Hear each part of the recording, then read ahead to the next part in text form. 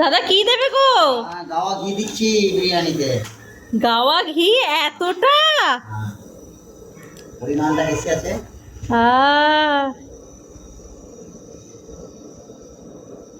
তাহলে তো খেতে দারুণ হবে। সুস্বাদু হবে। হেই গাইস, বংপুরি প্রিয়াঙ্কার চ্যানেলে সকলকে স্বাগত।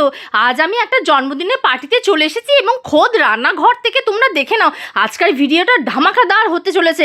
দেখো এখানে বাসন্তী পোলাও, তার সাথে চিকেন চাপ, আর প্রথমে দেখলে না এক কোটো পুরো ঘি দিয়ে দিল। এটা হচ্ছে চিকেন বিরিয়ানি গো।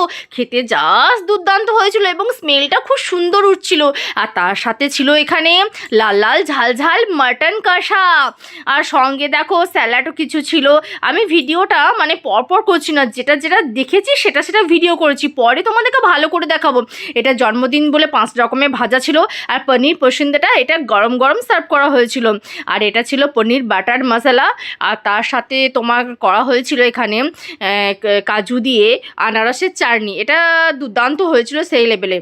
আর আজকে দেখো পায়েসটা দেখো, পুরো ক্ষীর ক্ষীর পায়েস, ওহো জিভে জল আনার মতো। আর সঙ্গে ছিল রসগোল্লা, বড় বড় রসগোল্লা ছিল। রসগোল্লা খেতে তো আমার দারুণ লাগে। আর তার সাথে ছিল সন্দেশ। আমার মানে সন্দেশের ভিডিওটা জাস্ট করাই হয়নি, মানে ভুলেই গিয়েছি করতে।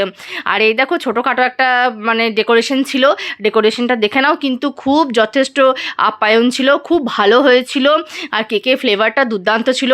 এটা ঘরোয়া অনুষ্ঠান ছিল। আর এই দেখো ডেকোরেশনটা অসাধারণ, এর কোনো কথাই হয় না। ডেকোরেশনটা দুর্দান্ত হয়েছিল।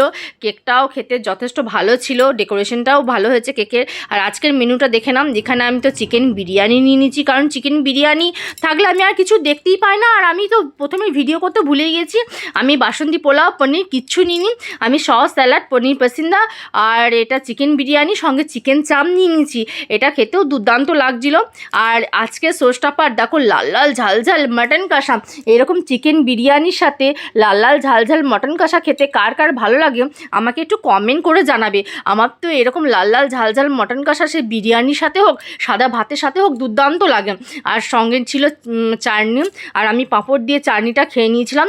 ছিল রসগোল্লা, সন্দেশ এবং ছিল পান মশলা, মানে হজমোলা ছিল।